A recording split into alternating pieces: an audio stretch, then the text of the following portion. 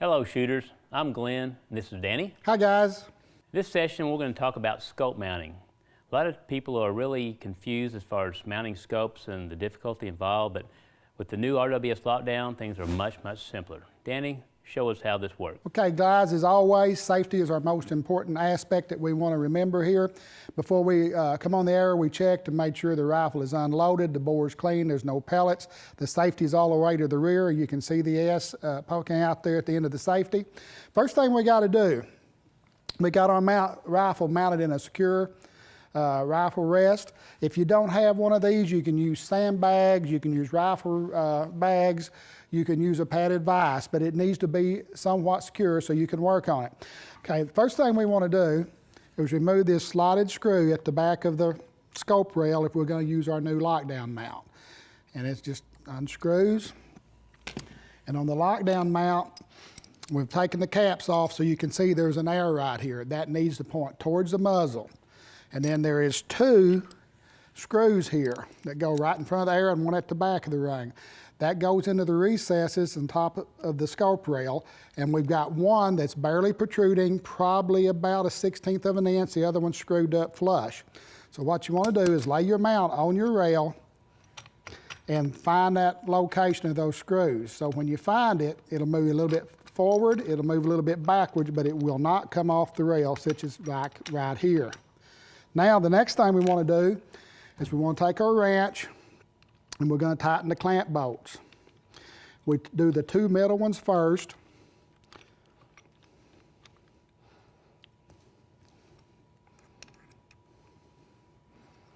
And it's important that we do the middle ones first. We'll get a better clamping action by doing that. Then we'll do the outside ones.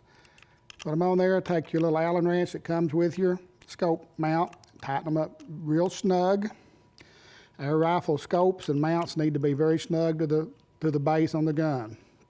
Now we're doing the rear one. We'll do the front one. Okay, now we're going to set our recoil screws. We just tighten them down till they're just snug. That goes into those two little recesses we were talking about.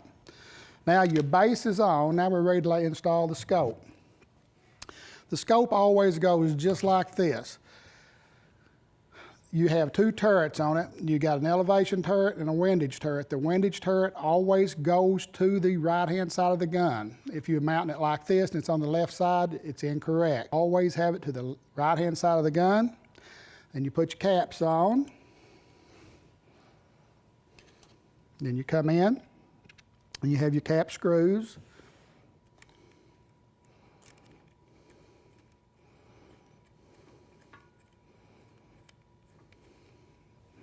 You just get one started in each hole and don't snug them down till you have them all on.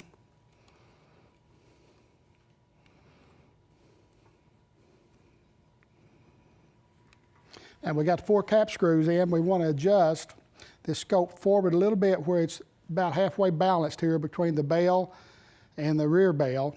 So you can do that. You can tell here that your scope's sitting in right in the middle. Now, this is a little trick that'll help you. If you have a small level, lay it on a flat part of the rifle, like the front side here, and you turn that up till your bubble is level. Do the same thing on the scope and the rear. Okay, now we're level there. So now you can turn loose of that, and we just tighten these down. And you sort of want, there'll be a little gap right here. And here on the other side, you want to get those about the same. So you're kind of alternating? Alternating back and forth till the gaps are about the same. When they tighten up, there should be approximately the same gap on each side. That will keep from torquing your scope. Good information. Okay, you got that one down. Then you go ahead and just tighten it down on the front. Come back here and do the same on the back. Start back and forth on each side.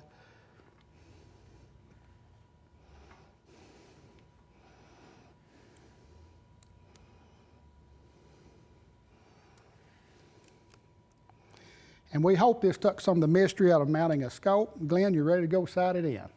Good information, Danny.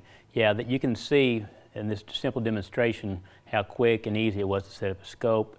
Just have the right tools handy, and things will go very quickly for you. And there's one other thing I'd like to point out, Glenn. If you decide you want to use your iron sights later, with our new RWS Lock Down Mount, you take the 4 clamping screws off, you can take the scope off, use your sights, put your clamp back on, and it'll be sighted in. You won't have to re-sight it in. That's good stuff, Danny. Thank you, Glenn.